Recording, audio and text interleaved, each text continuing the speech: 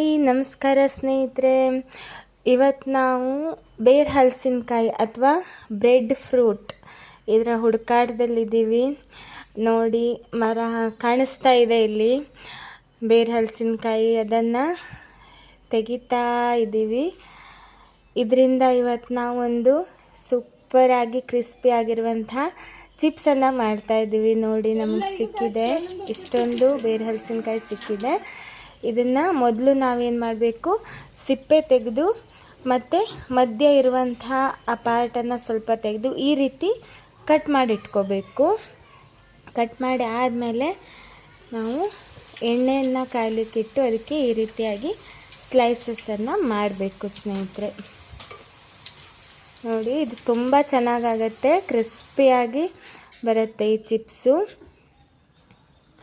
ಈ ಬೇರ್ ಹಲಸಿನಕಾಯನ್ನು ಸೇವಿಸೋದ್ರಿಂದ ಅನೇಕ ಉಪಯೋಗ ಇದೆ ಸ್ನೇಹಿತರೆ.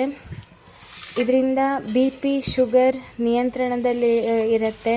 ಹಾಗೆ ಇದರಲ್ಲಿರೋ ಫೈಬರ್ ಅಂಶ ಜೀರ್ಣಕ್ರಿಯೆಗೆ ಸಹಾಯ ಮಾಡಿ ಮಲಬದ್ಧತೆಯನ್ನು ಕೂಡ ನಿವಾರಣೆ ಮಾಡುತ್ತೆ.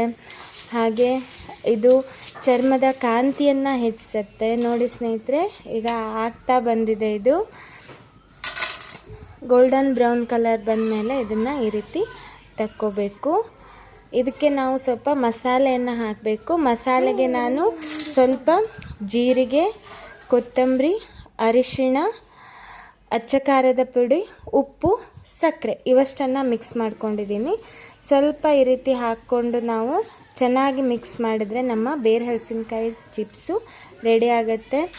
ತುಂಬ ಚೆನ್ನಾಗಿ ಕ್ರಿಸ್ಪಿಯಾಗಿ ಬರುತ್ತೆ. ನೀವು ಕೂಡ ಮಾಡಿ ನೋಡಿ.